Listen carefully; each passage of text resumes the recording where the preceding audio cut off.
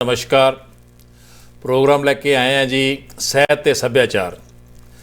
ਅੱਜ ਮੇਰੇ ਨਾਲ ਮੁੱਖ ਮਹਿਮਾਨ ਨੇ ਡਾਕਟਰ ਐਸ ਮੁਦਗਲ, ਜਿਹੜੇ ਕਿ ਪੇਸ਼ੇ ਤੋਂ ਤੇ ਮੈਡੀਕਲ ਫੀਲਡ 'ਚ ਕੰਮ ਕਰਦੇ ਨੇ, ਡਾਕਟਰ ਨੇ, ਲੇਕਿਨ ਉਹਨਾਂ ਦੀਆਂ ਸਿਹਤ ਦੇ ਵਿੱਚ ਬੜੀਆਂ ਰੁਚੀਆਂ ਨੇ। ਮੈਂ ਪਹਿਲਾਂ ਉਹਨਾਂ ਦਾ ਸਵਾਗਤ ਕਰਦਾ। ਡਾਕਟਰ ਸਾਹਿਬ ਨਮਸਕਾਰ। ਨਮਸਕਾਰ ਜੀ। ਨਮਸਕਾਰ ਸੁਭਾਸ਼ ਜੀ। ਮੈਂ ਸਰੋਤਿਆਂ ਨੂੰ ਪਹਿਲਾਂ ਡਾਕਟਰ ਸਾਹਿਬ ਆਪਣਾ ਵਿਚਾਰ ਰੱਖਣ ਜਾਂ ਆਪਣੀ ਕਵਿਤਾ ਪਾਠ ਕਰਨ, ਮੈਂ ਇਹਨਾਂ ਦਾ ਸੰਖਿਪਤ ਵਿੱਚ ਪਰਿਚੈ ਕਰਾ ਦੇਵਾਂ, ਕਿਉਂਕਿ ਇਹ ਬਹੁਤ ਜ਼ਰੂਰੀ ਆ। ਪਹਿਲਾਂ ਵੀ ਡਾਕਟਰ ਸਾਹਿਬ ਸਾਡੇ ਸਹਿਤ ਤੇ ਸੱਭਿਆਚਾਰ ਪ੍ਰੋਗਰਾਮ 'ਚ ਆ ਚੁੱਕੇ ਨੇ, ਮੈਂ ਉਹਨਾਂ ਦੀ ਇੰਟਰਵਿਊ ਲੈ ਚੁੱਕਾ, ਲੇਕਿਨ ਫਿਰ ਵੀ ਉਹਨਾਂ ਦੇ ਜਿਹੜੇ ਕੈਰੀਅਰ ਬਾਰੇ ਜਾਂ ਉਹਨਾਂ ਦੀ ਜਿਹੜਾ ਹੈਗੀ ਆ ਉਹਨਾਂ ਬਾਰੇ ਮੈਂ ਦੱਸਣਾ ਚਾਹੁੰਦਾ ਕਿ ਡਾਕਟਰ ਸਾਹਿਬ ਮਲਟੀ ਟੈਲੈਂਟਡ ਸ਼ਖਸੀਅਤ ਨੇ। ਡਾਕਟਰ ਸਹਿਤਿਆ ਫਿਲਮ ਮੇਕਰ ਅਤੇ ਜਿਹੜੀਆਂ ਫਿਲਮਾਂ ਦੇ ਵਿੱਚ ਕਾਲਮ ਲਿਖਦੇ ਜਾਂਦੇ ਆ ਉਹਨਾਂ ਬਾਰੇ ਬੜੇ ਐਕਸਪਰਟ ਨੇ। ਔਰ ਇਹਨਾਂ ਨੇ ਇੱਕ ਫਿਲਮ ਵੀ ਬਣਾਈ ਜਿਹੜੀ ਆਪਣੀ ਐਮਾਜੋਨ ਦੇ ਵਿੱਚ, ਜਿਹੜੀ ਕਾਫੀ ਇਹਨਾਂ ਰਿਲੀਜ਼ ਕੀਤੀ, ਉਹ ਦੂਜੇ ਦੇਸ਼ਾਂ ਦੇ ਵਿੱਚ ਦੇਖੀ ਜਾਂਦੀ ਆ। ਪਜੈਸਿਵ ਅਤੇ ਅਬੈਸਿਵ ਐਂਡ ਪਜੈਸਿਵ ਕਾਰਟੂਨਿਸਟ ਵੀ ਨੇ, TV ਡਿਬੇਟਰ ਵੀ ਨੇ, ਔਰ ਸਿਹਤ ਉੱਤੇ ਵੀ ਗੱਲਾਂ ਵਿੱਚ ਆਪਣੇ ਵਿਚਾਰ ਰੱਖਦੇ ਨੇ। ਔਰ ਇਹਨਾਂ ਦੀਆਂ ਅੰਗਰੇਜ਼ੀ ਵਿੱਚ, ਹਿੰਦੀ, ਪੰਜਾਬੀ ਅਤੇ ਹਰਿਆਣਵੀ ਵਿੱਚ 30 ਕਿਤਾਬਾਂ ਦੇ ਲਗਭਗ ਪ੍ਰਕਾਸ਼ਿਤ ਹੋ ਚੁੱਕੀਆਂ।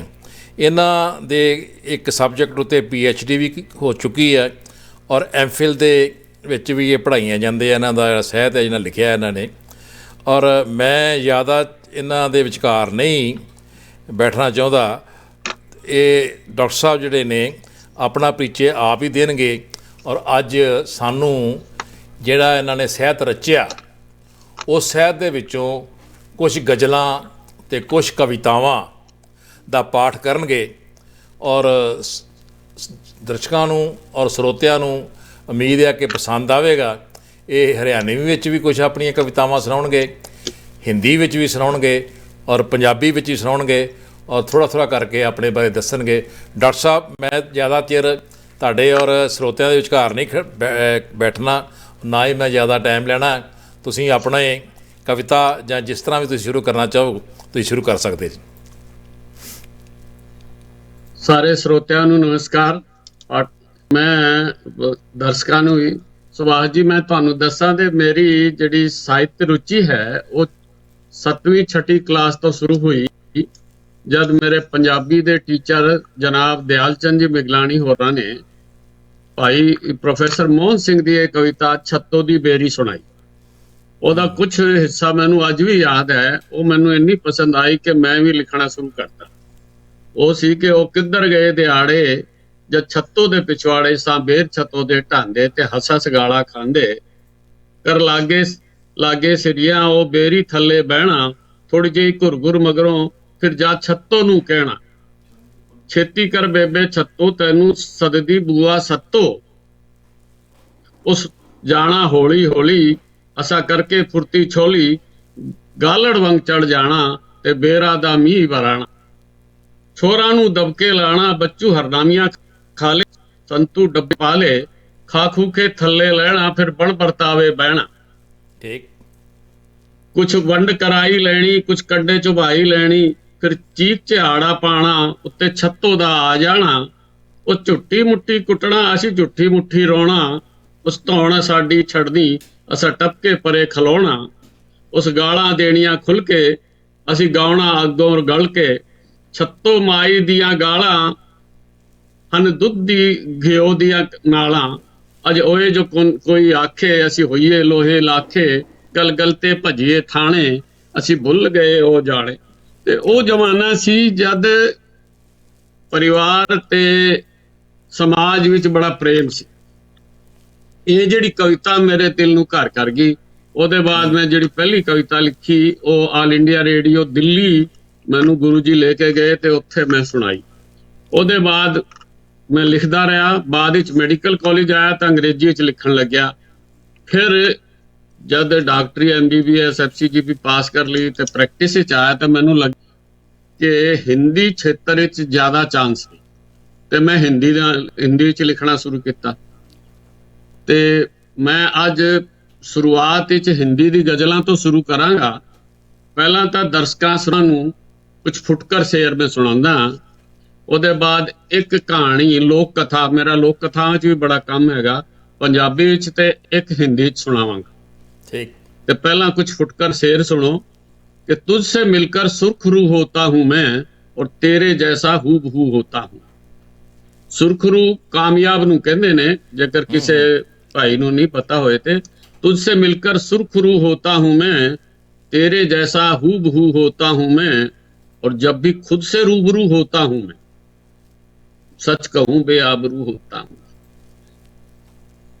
बिल्कुल ठीक। एक और गजल दे कुछ शेर कि मेरे गम का क्या सबब है क्या तुम्हें मालूम है। मेरे गम का क्या सबब है क्या तुम्हें मालूम है।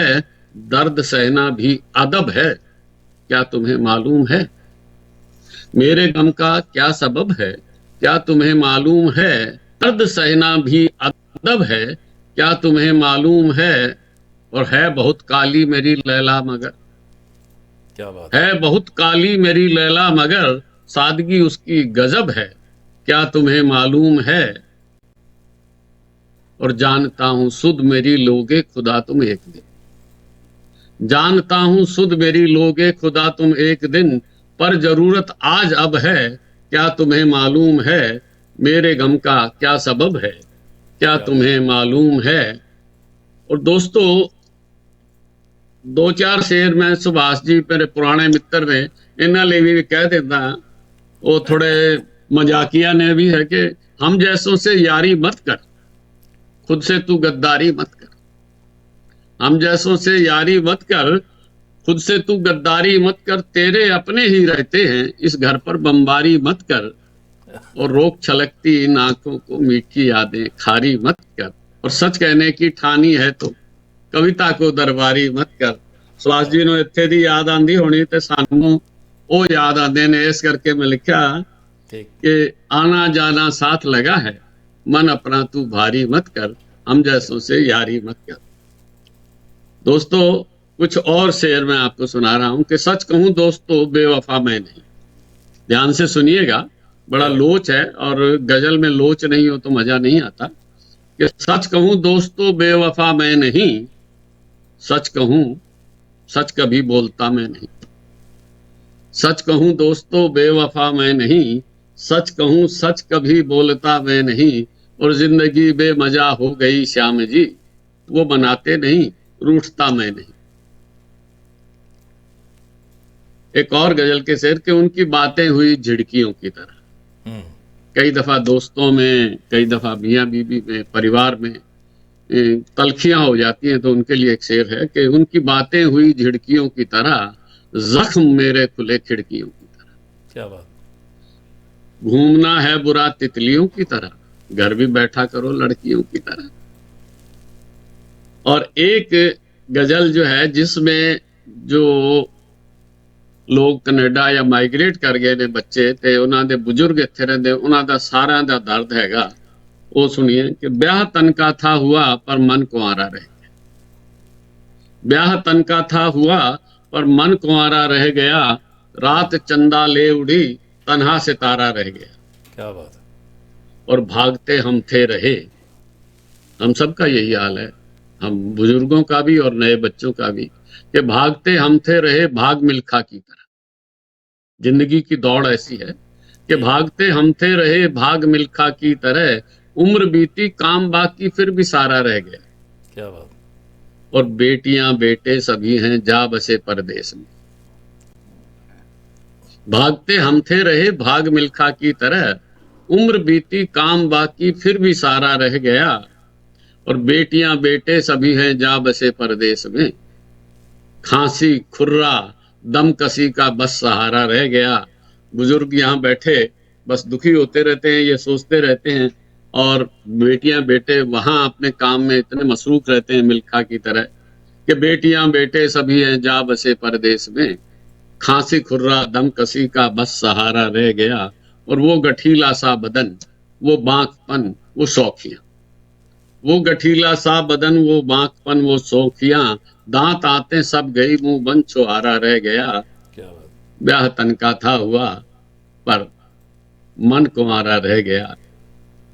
फिर दोस्तों, जब बुजुर्ग होता है तो उसे बहुत सारी बातें याद आती हैं कि बच्चे जब अपनी जिद पर अड़ जाते हैं, बच्चे जब अपनी जिद पर अड़ जाते हैं, सबको समझौते करने पड़ जाते हैं।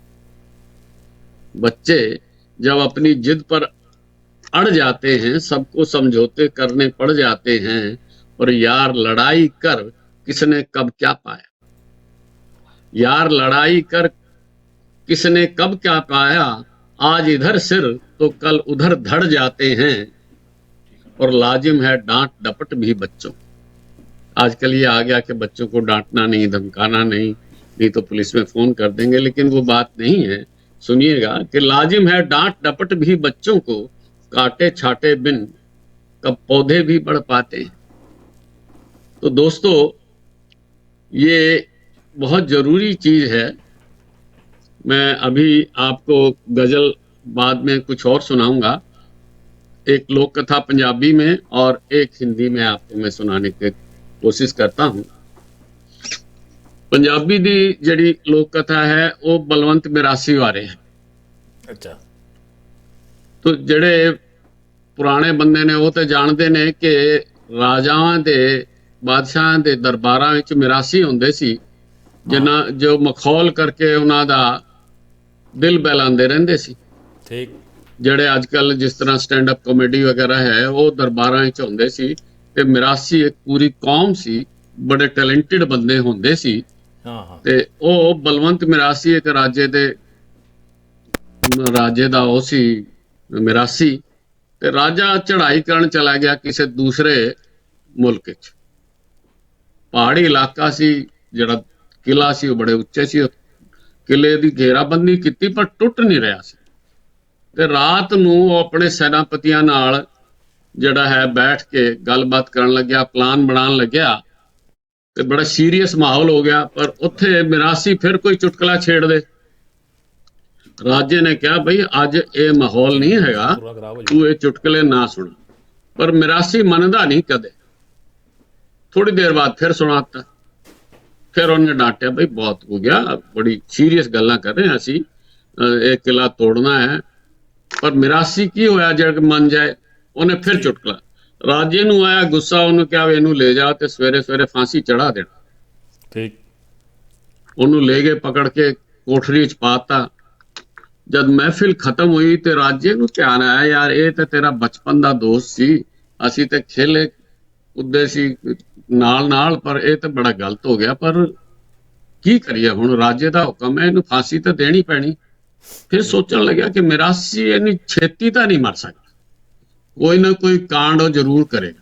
ਉਹਨੇ ਆਪਣੇ ਜਸੂਸਾਂ ਨੂੰ ਕਿਹਾ ਕਿ ਵੀ ਦੇਖ ਕੇ ਆਓ ਕਰ ਕੀ ਰਿਹਾ। ਉੱਥੇ ਹੀ ਛੋਲਦਾਰੀ ਵਿੱਚ ਕੈਦ ਬਣੀ ਹੋਈ ਸੀ, ਉੱਥੇ ਸੀ।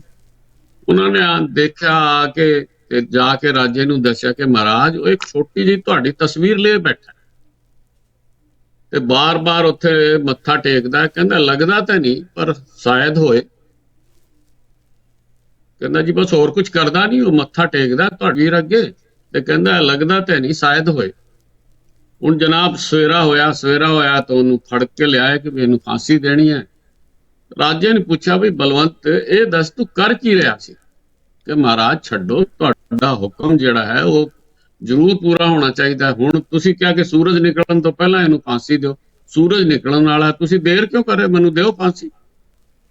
ਰਾਜਾ ਬੜਾ ਹੈਰਾਨ ਕਿ ਹਰਾਮਖੋਰ ਕਹਿੰਦਾ ਹੈ ਕਿ ਮੈਨੂੰ ਫਾਂਸੀ ਦਿਓ, ਕੋਈ ਨਾ ਕੋਈ ਗੱਲ ਜ਼ਰੂਰ ਹੈ। ਕਹਿੰਦਾ ਦੇ ਦਿਆਂਗੇ ਫਾਂਸੀ ਵੀ, ਤੂੰ ਦੱਸਦਾ ਕਰ ਕੀ ਰਿਹਾ ਸੀ? ਕਿ ਮਹਾਰਾਜ ਛੱਡੋ, ਜੇਕਰ ਮੈਂ ਦੱਸਦਾ ਤਾਂ ਤੁਸੀਂ ਹੋਰ ਵੱਡੀ ਸਜ਼ਾ ਦਿਓਗੇ। ਕਹਿੰਦਾ ਨਹੀਂ, ਹੋਰ ਵੱਡੀ ਸਜ਼ਾ।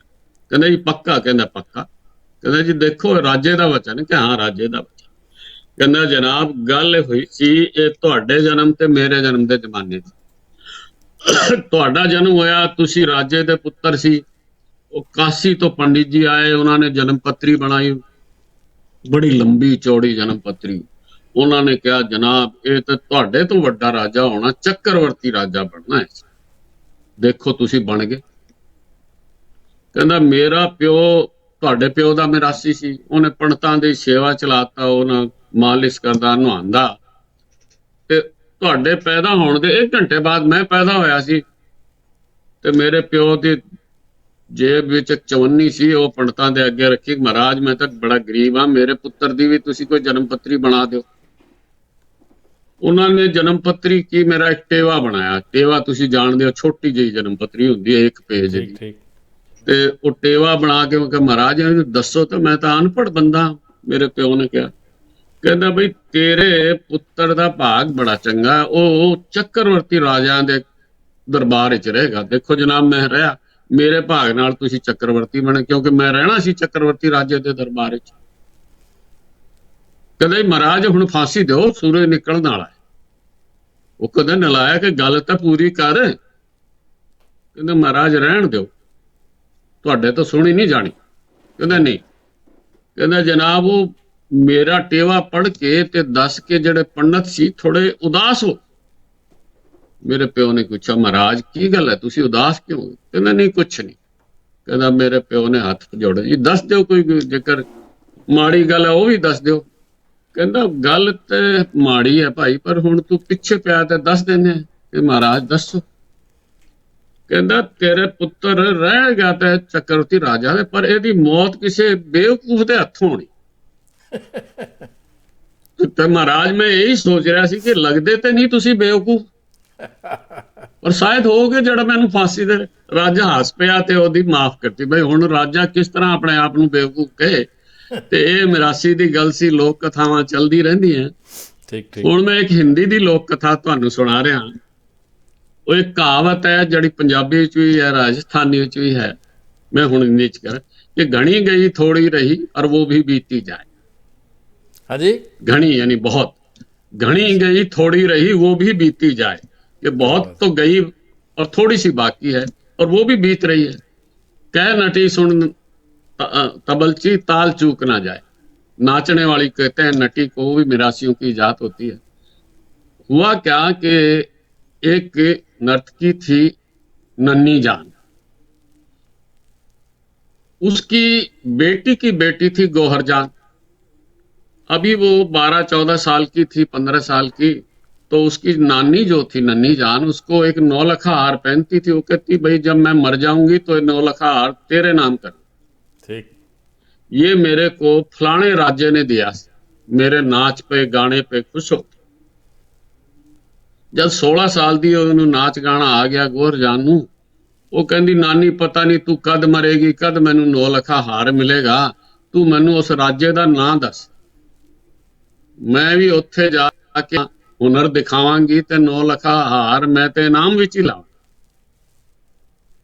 ਖੈਰ ਉਹ ਰੋਜ਼ ਕਹਿੰਦੀ ਤਾਂ ਫਿਰ ਨਾਨੀ ਨੇ ਦੱਸਤਾ ਕਿ ਜਾ ਫਲਾਣੀ ਰਿਆਸਤ ਚਲੀ। ਉਸ ਰਿਆਸਤ ਗਈ ਤੇ ਉੱਥੇ ਉਸ ਰਾਜੇ ਦਾ ਗ੍ਰੈਂਡ ਸਨ ਪੋਤਾ ਰਾਜ ਕਰਦਾ ਸੀ। ਉਹ ਨਲਾਇਕ ਔਰੰਗਜ਼ੇਬ ਦੀ ਤਰ੍ਹਾਂ, ਉਹਨੂੰ ਨਾਚ ਗਾਣਾ ਪਸੰਦ ਹੀ ਨਹੀਂ, ਉਹਨੇ ਬੰਦ ਕਰ ਰੱਖਿਆ ਸਾਰਾ ਨਾਚ ਗਾਣਾ। ਠੀਕ, ਗੌਰ ਜਾਨ ਨੇ ਜਾ ਕੇ ਉਹਨੂੰ ਸਲਾਮ ਕੀਤਾ, ਕਹਿੰਦੇ ਮਹਾਰਾਜ ਮੇਰੀ ਨਾਨੀ ਇੱਥੇ ਦਿਖਾ ਕੇ ਗਈ, ਉਹ ਬੜੀ ਗੱਲਾਂ ਕਰਦੀ ਹੈ ਤੁਹਾਡੇ ਰਾਜ ਦੀ, ਤੇ ਮੈਂ ਵੀ ਇੱਥੇ ਆਪਣਾ ਹੁਨਰ ਦਿਖਾਣ ਆਈ ਹਾਂ। ਠੀਕ, ਕਹਿੰਦੇ ਉਹ ਤੁਹਾਡੇ ਦਾਦੇ ਦੀ ਬੜੀ ਉਹ ਕਰਦੀ ਸੀ। ਹੁਣ ਦਾਦੇ ਦਾ ਨਾਂ ਸੁਣ ਕੇ ਰਾਜੇ ਨੂੰ ਕਿਹਾ ਚੱਲ ਬਈ ਇਹ ਵੀ ਦਿਖਾ ਲੇਗੀ, ਨਹੀਂ ਤੇ ਕਹੇਗੀ ਨਲਾਇਕ ਇਹ ਰਾਜਾ ਕਰਦਾ ਨਹੀਂ। ਉਹਨੇ ਕਿਹਾ ਚੱਲ ਬਈ ਤੂੰ ਜਿਹੜਾ ਹੈ ਨਾ ਸੈਚਰਡੇ ਨੂੰ ਆ ਕੇ ਤੇ ਕਰੀ। ਉਹਨੇ ਮਹਿਫਿਲ ਜਮਾਤੀ, ਮਹਿਫਿਲ ਜਮੀ ਤੇ ਰਾਜਿਆਂ ਦੇ ਦਰਬਾਰ ਗਾਣਾ ਗਾਣ ਲੱਗੀ, ਨੱਚਣ ਲੱਗੀ। ਅੱਧੀ ਰਾਤ ਟੱਪ ਗਈ, ਅੱਧੀ ਰਾਤ ਟੱਪ ਗਈ ਤਾਂ ਕੋਈ ਉਸ ਨੂੰ ਬਖਸ਼ੀਸ਼ ਹੀ ਨਾ ਦੇ। ਹੁਣ ਰਾਜ ਦਰਬਾਰਾਂ ਵਿੱਚ ਇੱਕ ਨਿਯਮ ਹੁੰਦਾ ਹੈ ਕਿ ਵੀ ਪਹਿਲਾਂ ਬਖਸ਼ੀਸ਼ ਰਾਜਾ ਦਿੰਦਾ, ਉਹਦੇ ਬਾਅਦ ਉਸਦੇ ਮੁਸਾਹਿਬ ਤੇ ਅੱਗੇ ਦੇ ਬੰਦੇ ਦੇ ਸਕਦੇ ਹੈ। ਉਹਦਾ ਕਾਰਨ ਸ਼ਾਇਦ ਇਹ ਹੈ ਕਿ ਵੀ ਰਾਜਾ ਮੰਨ ਲਿਆ 100 ਰੁਪਏ ਦੇਣਾ ਚਾਹੁੰਦਾ ਹੈ ਤੇ ਸੁਭਾਸ਼ ਜੀ ਪਹਿਲਾਂ ਹੀ 500 ਦੇ ਦੇਣ ਤੇ ਰਾਜੇ ਨੂੰ 1000 ਦੇਣੇ ਪੈਣੇ ਤੇ ਉਹ ਗੁੱਸਾ ਹੋ ਜਾਏਗਾ। ਠੀਕ, ਇਸ ਕਰਕੇ ਕਿਸੇ ਨੇ ਨਹੀਂ ਦਿਆ, ਵੀ ਪਹਿਲਾਂ ਰਾਜਾ ਦੇਗਾ ਤਾਂ ਅਸੀਂ ਦੇਾਂਗੇ। ਹੁਣ ਰਾਜਾ ਦੇ ਨਾ ਕੰਜੂਸ, ਨਾ ਉਹਨੂੰ ਨਾਚ ਗਾਣਾ ਪਸੰਦ।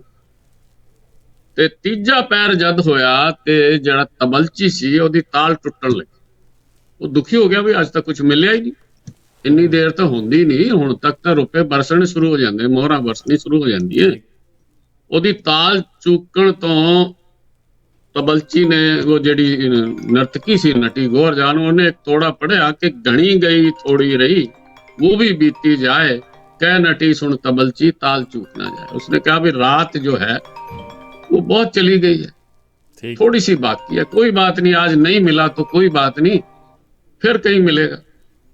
तो तू ताल तो अपना हुनर खराब ना कर, ताल तो ठीक बजा। ठीक। जब ये बात सुनी उसने 2-3-4 बार कही तो तबलची का हाथ संभल गया, वो बजाने लगा। लेकिन ऊपर जो बालकनी थी उसमें राजकुमारी बैठी थी। ठीक। उसने जब ये सुनी तो अपना हार नीचे फेंक दिया। राजा ने ऊपर देखा कि नालायक की हिम्मत कैसे हुई।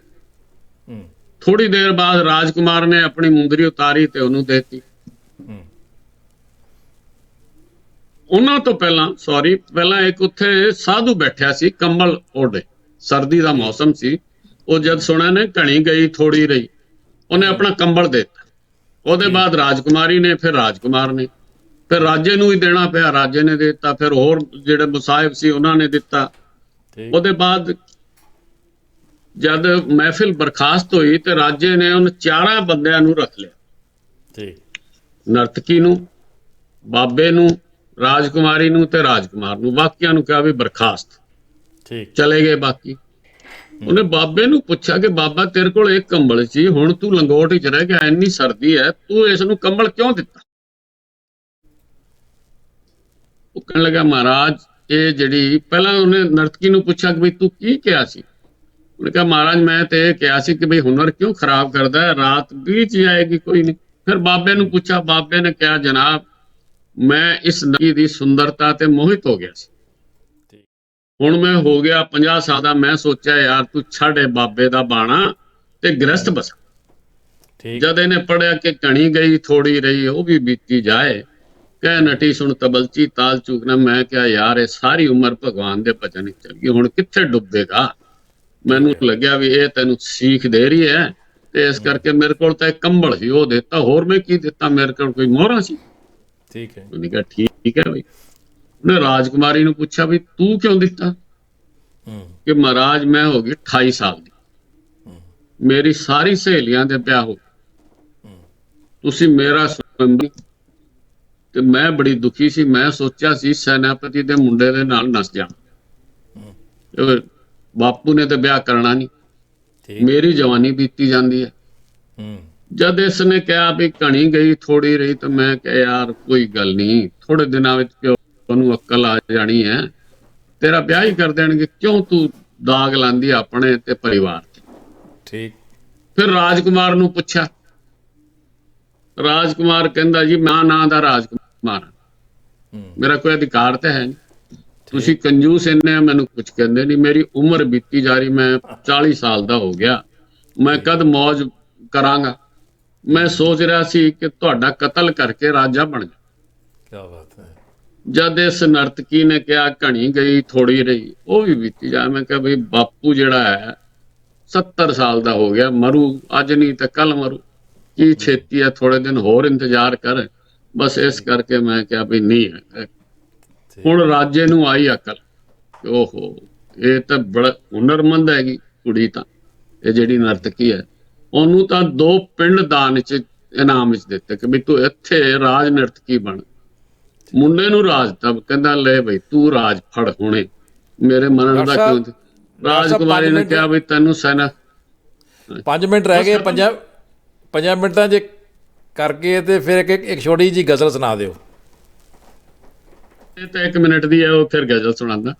ਤੇ ਉਹਨੇ ਫਿਰ ਕਿਹਾ ਵੀ ਤੇਰਾ ਪ੍ਰੇਮ ਹੈ ਤੇ ਸੈਨਾਪਤੀ ਦੇ ਮੁੰਡੇ ਨਾਲ, ਆਪ ਸਾਧੂ ਨਾਲ ਕਹਿੰਦਾ ਬਾਬਾ ਚੱਲ ਮੈਂ ਸਾਧੂ ਬਣਦਾ, ਤੇਰੇ ਰਾਜ ਕਰ ਲਿਆ।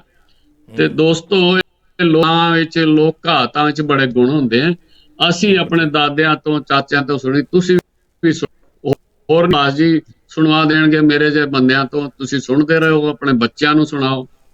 ਹੁਣ ਸੁਭਾਸ਼ ਜੀ ਦੇ ਇਸ गजल सुनाना,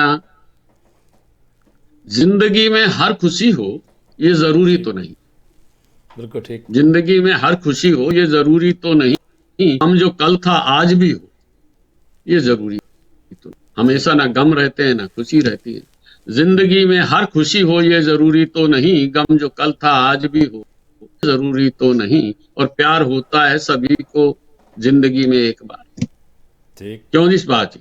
प्यार होता है सभी को जिंदगी में एक बार, प्यार का इजहार भी हो ये जरूरी तो नहीं, ठीक, जिंदगी में हर खुशी हो ये जरूरी तो नहीं, और घर जलाने पर तुले हो दोस्तों पर सोच लो, घर जलाने पर तुले हो दोस्तों पर सोच लो, बाद इसके रोशनी हो ये जरूरी तो नहीं। ठीक। और मेरे घर में घूमता रहता, बहुत नाजुक शेर है, ध्यान से सुनिएगा। मेरे घर में घूमता रहता है दिन भर, एक दिन की बात कर रहा हूँ, मेरे घर में घूमता रहता है दिन भर एक चांद, चांद भी हो रात भी हो ये जरूरी तो नहीं। क्या बात। और आंखों आंखों में भी तो देखी सुनी है गुफ्तगू, आंखों आंखों में भी तो देखी सुनी है गुफ्तगू, हम मिले और बात भी हो जरूरी तो नहीं। और शेरली सांप गिरगिट है नहीं क्या क्या भला, शेर बिल्ली सांप गिरगिट है नहीं क्या क्या, आदमी बस आदमी हो ये जरूरी तो नहीं। और आखिरी शेर मुझता है दोस्तों, यार जिंदा है सखा, सखा मेरा तखल्लुस है, श्याम सखा श्याम के नाम से मैं लिखता हूँ। यार जिंदा है सखा गजनी आज भी, और नब्ज उसकी चल रही हो ये जरूर नहीं, जिंदगी में हर खुशी हो ये। तो दोस्तों आज का सफर इतना। अब सुभाष जी क्या, बहुत मेहरबानी डॉक्टर साहब, बहुत बहुत मेहरबानी, बहुत मज़ा आया। और मैं कोई होर एक अद्धा मिनट कोई छोटा जिहा शेर कोई सुनाना चाਹੁੰਦੇ ਹੋ ਅੱਜ ਦੇ ਹਾਲਾਤਾਂ ਬਾਰੇ, ਤੇ ਹੈਗਾ ਇੱਕ ਮਿੰਟ ਕਰ ਸਕਦੇ ਜੀ?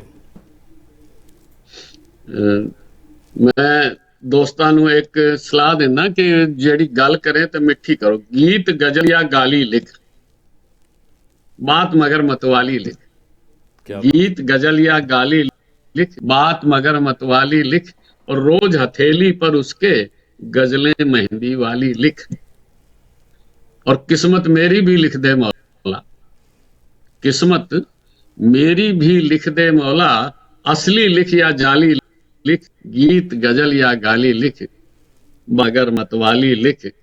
और दो शेर और हैं, जिस्त सवाल, जिस्त होता है जिंदगी, जिस्त सवाल करती है ना मुहाल करती, क्या बात। मौत भी तो कमाल करती है, सांसों की देखभाल करती है, ठीक। और रूठ कर मुझसे मेरी मन, रूठ कर मुझसे मेरी जाने मन, मेरी ज्यादा संभाल करती, जिस्त जब भी सवाल करती है मेरा जीना मुहाल करती। डॉक्टर साहब बहुत बहुत ਮਿਹਰਬਾਨੀ, ਸਮਾਂ ਇਜਾਜ਼ਤ ਨਹੀਂ ਦੇ ਰਿਹਾ, ਤੇ ਫਿਰ ਆਪਾਂ ਨੈਕਸਟ ਵੀਕ ਰੱਖਾਂਗੇ ਪ੍ਰੋਗਰਾਮ ਨਵੇਂ ਟੌਪਿਕ 'ਤੇ ਉਮੀਦ ਹੈ ਕਿ ਸਰੋਤਿਆਂ ਨੂੰ ਇਹ ਸਾਡਾ ਪ੍ਰੋਗਰਾਮ ਪਸੰਦ ਆਇਆ ਹੋਵੇਗਾ। ਬਹੁਤ ਬਹੁਤ ਮਿਹਰਬਾਨੀ, ਹੱਸਦੇ ਰਹੋ ਵਸਦੇ ਰਹੋ, ਤੇ ਸਾਨੂੰ ਆਪਣੇ ਵਿਚਾਰਾਂ ਤੋਂ ਜਾਣੂ ਕਰਾਉਂਦੇ ਰਹੋ। ਮੇਰਾ ਨਮਸਕਾਰ, ਆਦਾਬ ਤੇ ਸਤਿ ਸ਼੍ਰੀ ਅਕਾਲ ਸਾਰਿਆਂ ਨੂੰ।